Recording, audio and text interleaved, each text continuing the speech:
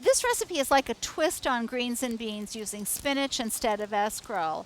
And for this one, I'm using Food You Feel Good About fresh baby spinach, which is already pre-washed and it's ready to use right out of the package, either raw or cooked. Okay, I have the greens and now I need the beans. And what I'm using today is our Tuscan cannellini beans. This is the variety of bean I would normally use for greens and beans. Only this one is seasoned with garlic, rosemary, and sage.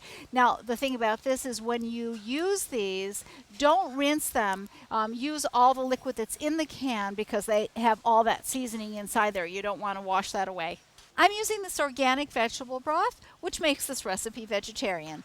With this recipe, you'll have to stay with the pan from start to finish, but it doesn't take that long, about 25 minutes total.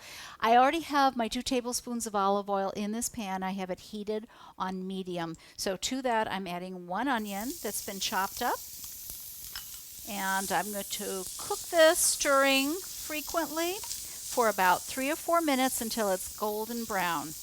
As these cook, when they begin to start turning golden brown on the bottom, then you'll know it's time to add the mushrooms. You don't want these to get burned. You want it to be nice and soft. So I think we're just about there. And to that, we're adding our baby Bella mushrooms that have been cut into quarters, along with a couple cloves of minced garlic.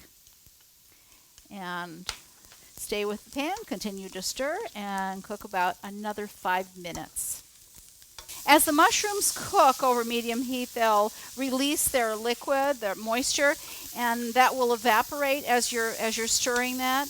Now we are about ready to add with our next step, add a 1/2 cup of dry white wine to the pan. And stirring that around, we're going to continue to cook that on medium heat until this liquid has evaporated by half.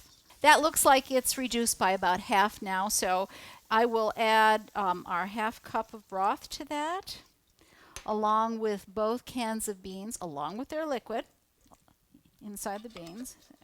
Make sure you get all of that out of there. And then we will bring this back up to a simmer before we move on to the next step.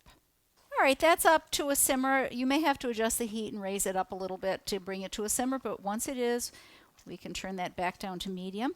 And in goes the spinach, the whole bag. A little bit at a time, spreading that along. As it cooks, it'll wilt. All right. And the pesto.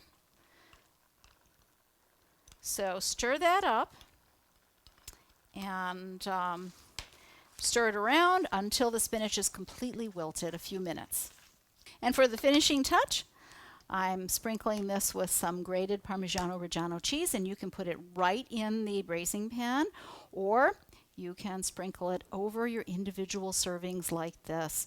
So along with a couple slices of hearty Italian bread, and you have a meal. Buon appetito!